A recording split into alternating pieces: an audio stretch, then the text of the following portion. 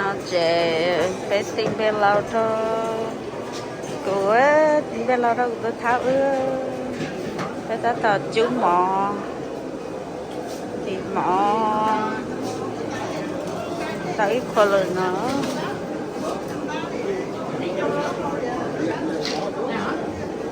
để cho nó tự tụi mò cho mò chia đó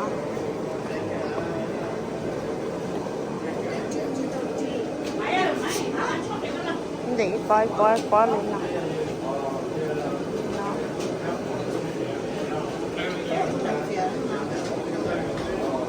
chỉ cần cho ít chung đã thế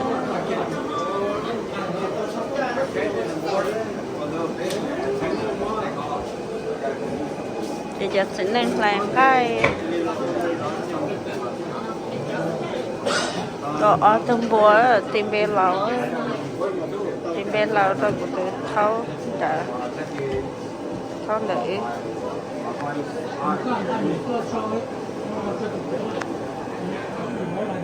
rống ra nó à cứ phía lò thế mẹ ạ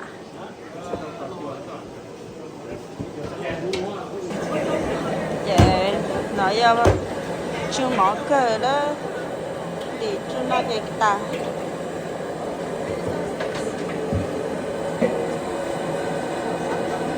tao cho nên chỉ khó khó nó mỏ mà cái tao nó em mà chỉ ôm mỏ tao nó chỉ là máy kinh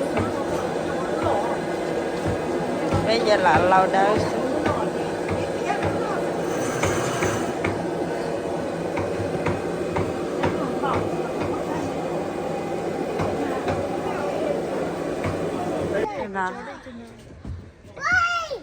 mua sẽ phải mua tài cho sao cá nào lo cho bây giờ mình mày ơi im mà má cá cha biết gì mà má ok no say chi you pretty my Thomas G. Thomas G. Stay right there. Đủ. Ilang mo lu trong rõ. CG.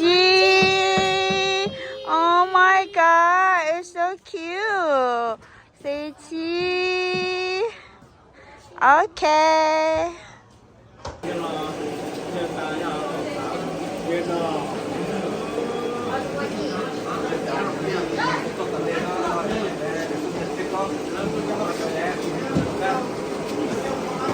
Nó bông bò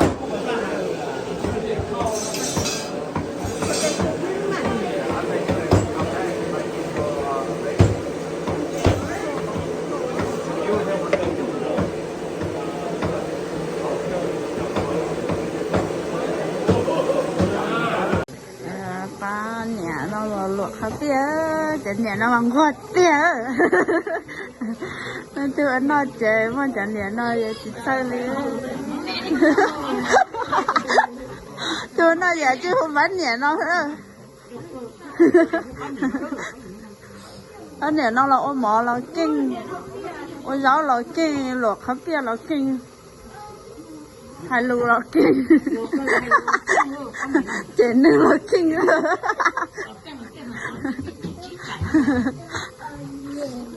sẽ bán nhà nó hấp tía thì bán xài bán nhá nó lụa là hấp tía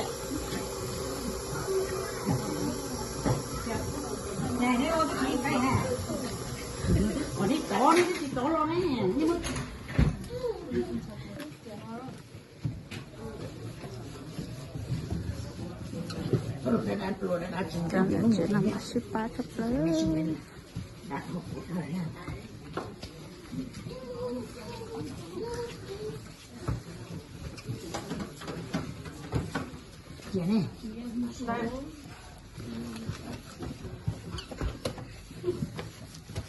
Can you take your kids inside? They don't. He does not have a jacket or shoes on.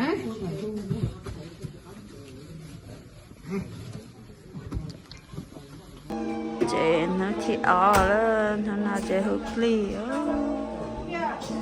hụt ly sẽ qua khó của ông đi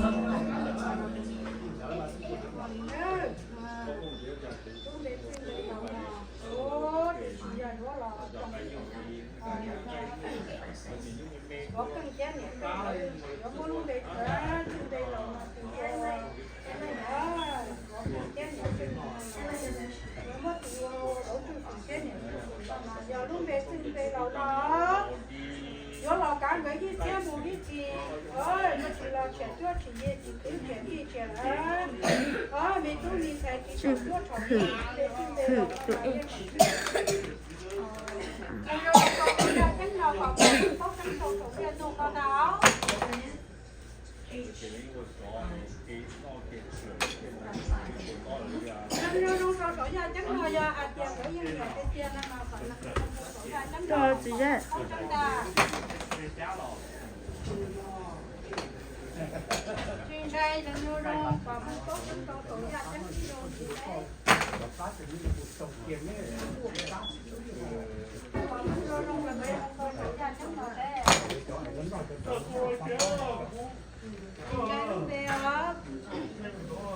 bố trừ khử chết nhà trừ khử na giờ hạt chơi đó là cả người đi xe một cái gì á thì lúc về đầu nó chỉ là trẻ tuổi trẻ như trẻ cứ trẻ đi trẻ nhà trẻ gì chỉ là trẻ nâng trẻ cá mà dây mình lâu lâu lâu lâu là chân lâu lâu chân thế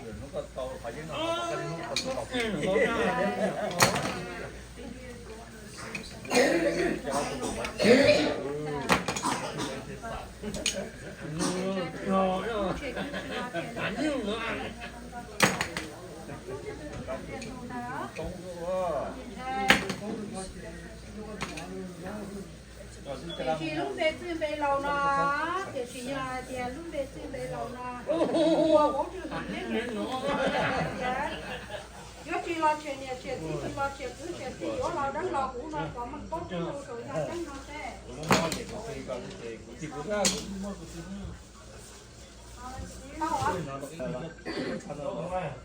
đâu trên trong để xí như đá nhà có xí cá xem mà ngó để xí này mình tu mình nhá để xí ở món luôn bề hồ để tụi mình tu để nó trừ hử nó để xí mình tu về căng nó để xí ở món tí bề hồ trừ hử nó để xí như đá nhà có xí cá xem mình nên sẽ đỡ ra lần đầu có để xí nên sẽ đỡ nhớ đầu có hử có giờ này tu này nhá để xí có còn con tu im lòng còn con gì còn mắt thì đỡ tay còn con chỉ đỡ tay ta không nó có căng ra để tí để đa để có sự cá xem mà ngó có hử có giờ để tu này nhá có hử có giờ rồi nó mới tu này nhá để xí đây luôn trong nọ to hồi rồi xem luôn chơi lại để xem to hồi đấy cá xem mình để đa để của thì có thì luôn bỏ chuyên đâu chỉ luôn đó là cho họ có giờ rồi tu này nhá đó đó cho họ đó cũng nã ha nên cho chứng minh ở từ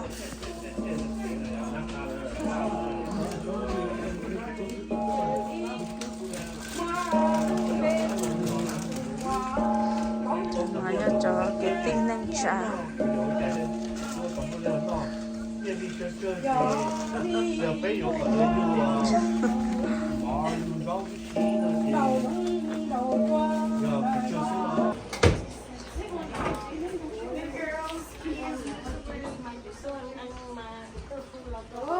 ta hư cả là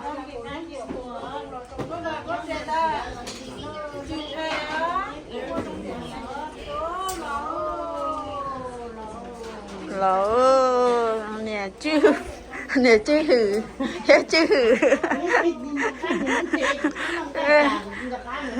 lỗ nè chứ hử ha chứ hử rồi chị ký cũng chị cái rồi đi ô lư gì à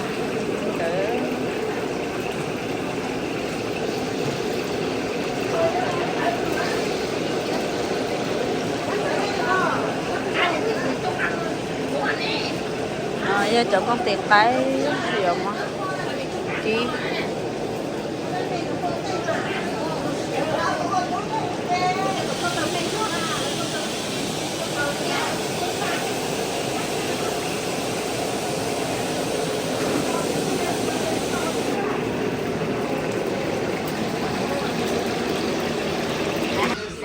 tao cho cô rau salad đó nó đừng qua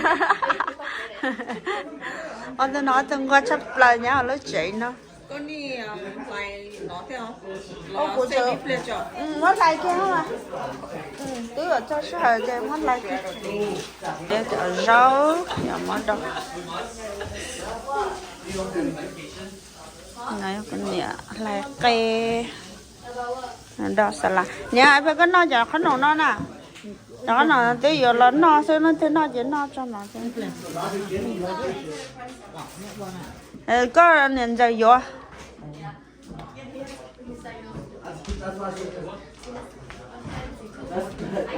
lúc họ lúc có phải tao cũng mất chân đấu thôi này chứ nó không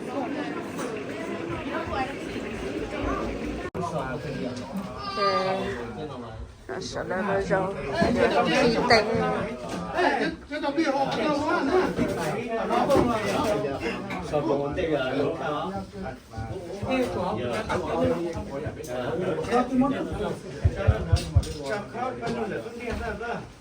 你帮我再烤饭，帮我再烤啊！没有，我就倒闭啊！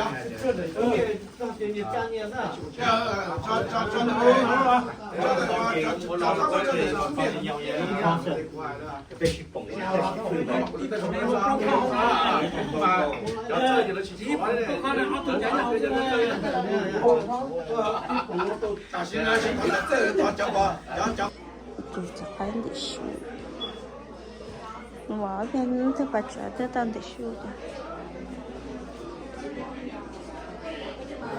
你说好，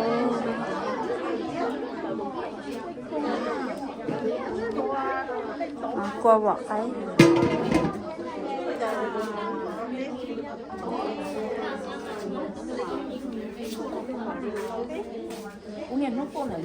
Dạ, em chưa. Chi vậy hả? Thằng mày sẽ chi? Ồ, sẽ khiêu cho thằng mày muốn gì vậy thằng mày? Anh mày do your hand, anh mày.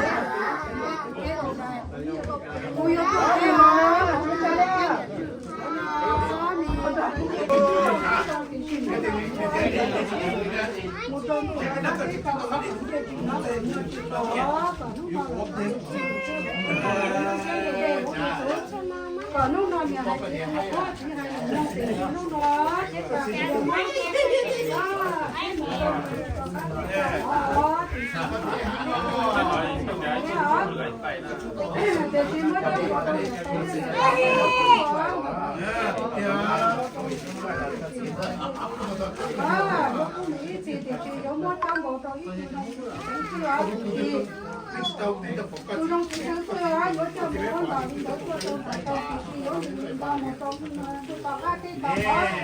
còn muốn dùng jelly thì tên jelly to có muốn ít tên ít chỉ ông để chỉ nó muốn chỉ có cái chỉ to nó chưa hưởng tên này chưa hưởng đó ít tên năng đó lên đâu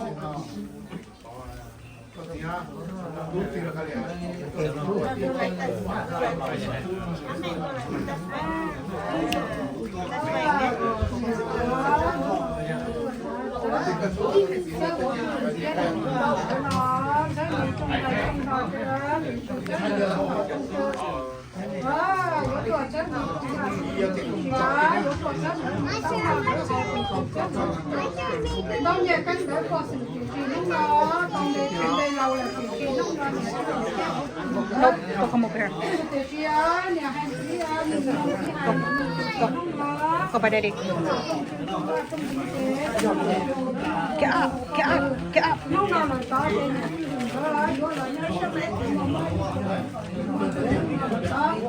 Xong cái chữ đây lâu là chỉ lúc đó bên chữ thì cả một ít tiền bên lâu thì cả một ít tiền luôn luôn nó được rồi chúng ta thì chúng ta mua sử dụng chúng ta chơi yếu cái này luôn trong chủ yếu là những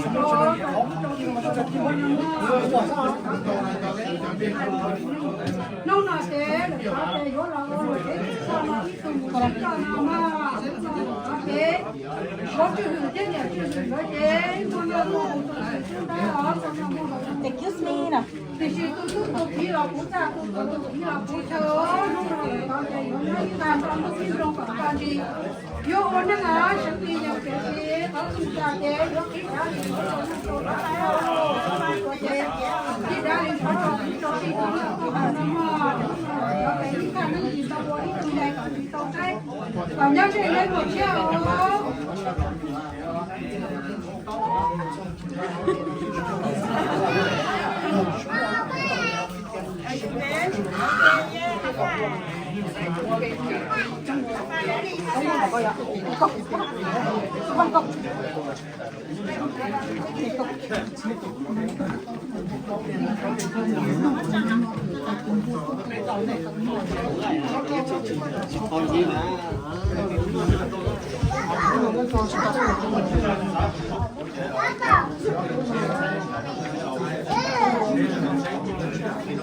Ném mỏ chị à? Không có lái à? Không có lái đó chị à? Bây giờ hả? Dạ. Nếu một hồi chợ bây giờ.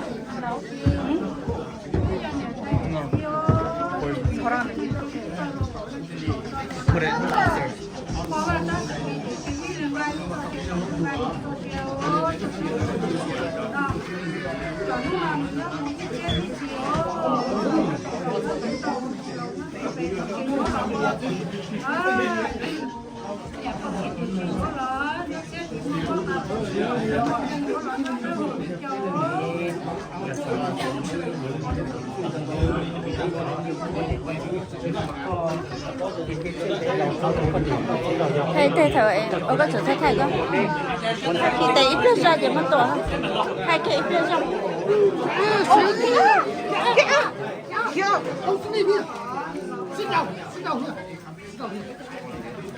Sit down right there,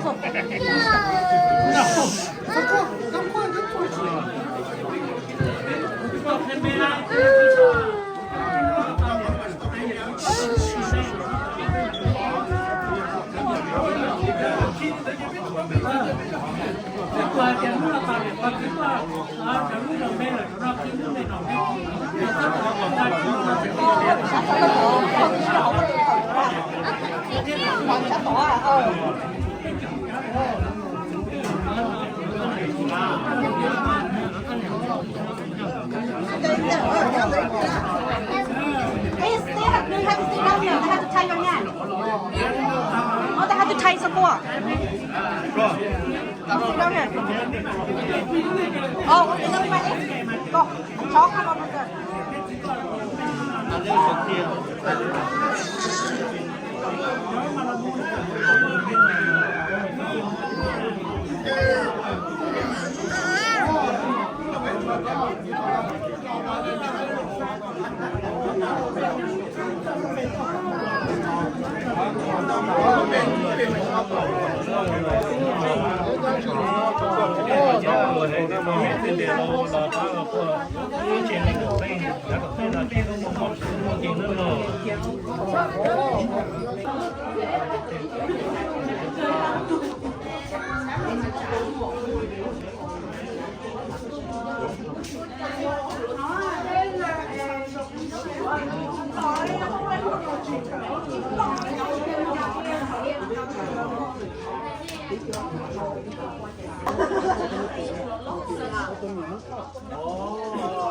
약간 여아로 라지, 아마 라지, 아마 빠로 거의 이렇게 하고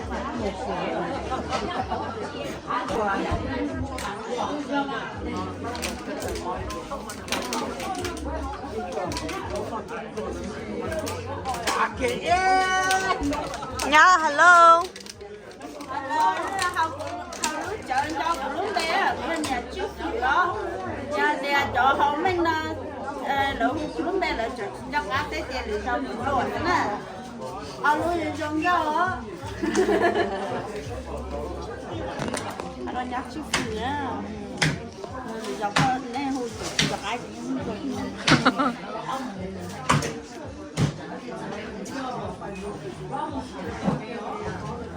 Tao cánh luôn này nó con hồn bìm bì hả không có chữ mà nó học chữ ở trong mà nó học chữ chỉ không biết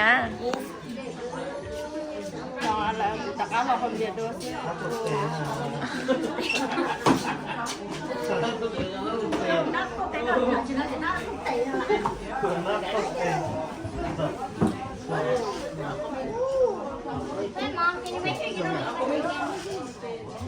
Mommy busy drinking. đứng nó không xỉa xỉa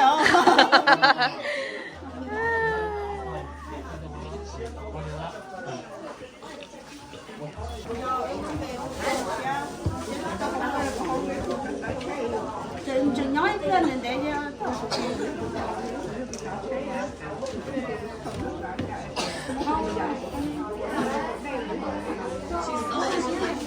mày nó của hai cái tiền đó em không nhà không chỉ giống xíu không là thì lúc là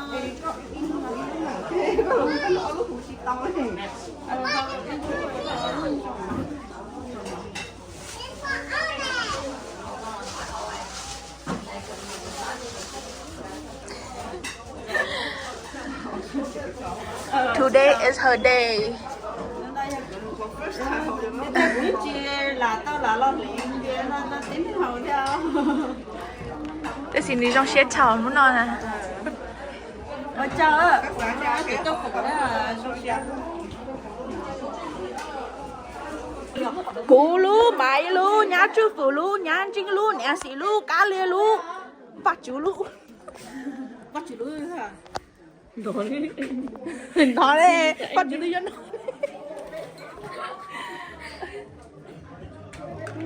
Họ chui họ mắc con.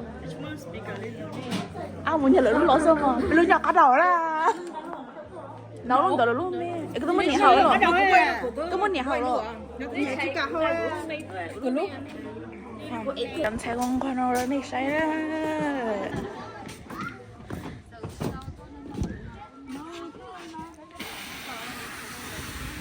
Bây giờ chọn sai. mẹ mà bắt cú à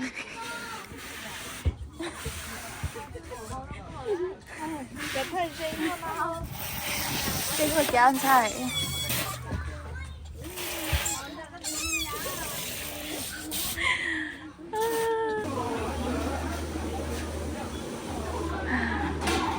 Cho nên chị có cơ hội ốc bà nữa.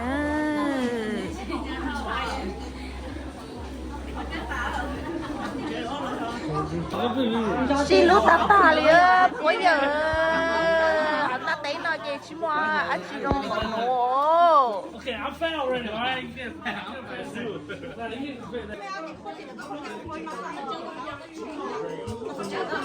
Cho nó cho nhát thế cho nè rồi do trang bia nó khi tiền chỉ cho chỉ khó sẽ cho nhát khó tí xíu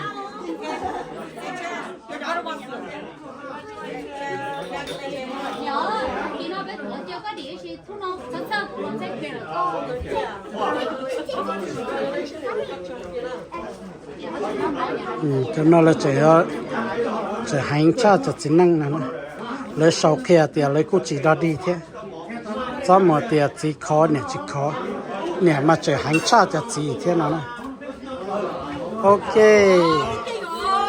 lúc nào còn nói khi tiền lúc nào phải tôi tìm đây cho tu nhang ở bên lão nè